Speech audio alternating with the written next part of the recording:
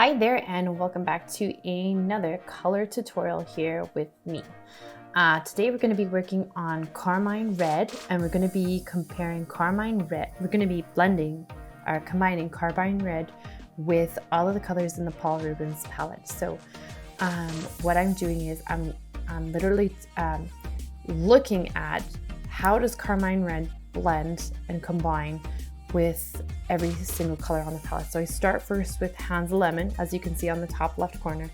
And what I'm just doing is I'm making sure that I am adding the red to the lemon to see exactly how to alter it to the point where it's creating a different color, because I want to see what exactly how this will work with every single different color, what sort of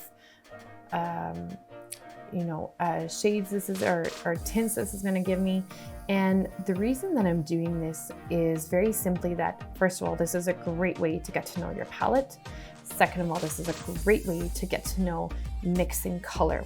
What does it look like when we're mixing these colors together?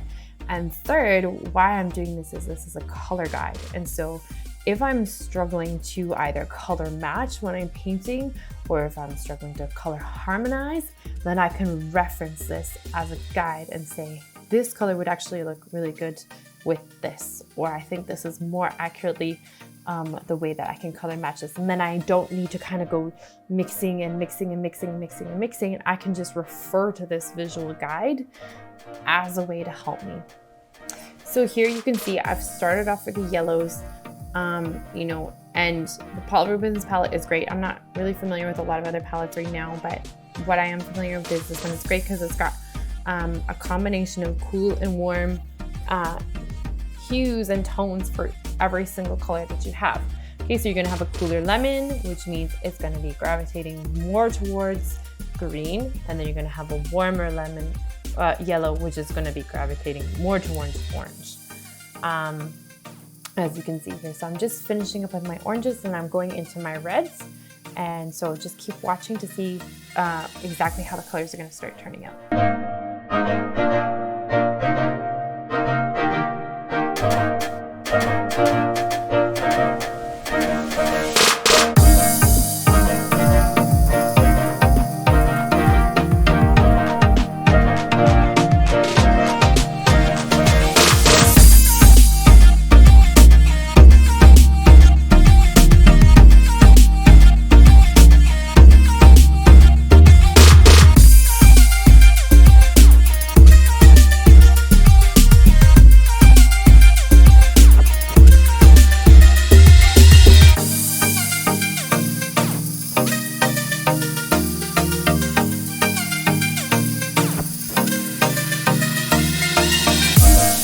So here I've started into the greens. So what you need to know about green and red. So green and red are complementary colors. So immediately what red is going to be doing to green is it's going to be muting it and making it darker. Okay, so this is a great way that if you're looking to darken, say like I'm working with that sap green right there, that's very, very sort of bright green. And if I want to get it to the point that it's not so bright green, then I just add the complementary, which is the red, and that will make a huge difference. So you can do, if you're adding enough red to it, it's going to turn brown. So the same with yellow and purple and blue and orange. If you want to be altering or shifting any of these colors, you start with a complementary instead of using black.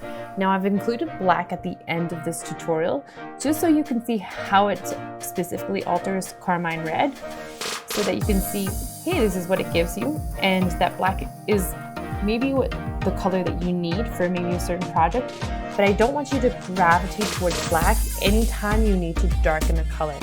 Now here's my favorite part with these browns coming up.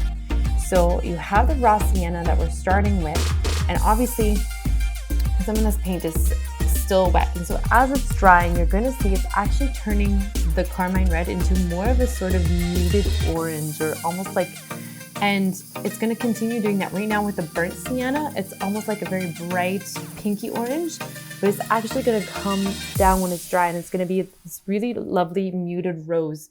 And so one of the things is that when you are wanting to alter your colors, don't use black specifically.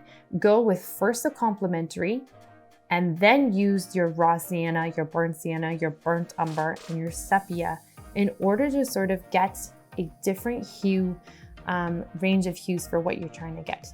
Your paintings are going to be so much richer just by using your complementaries and your siennas and your umbers.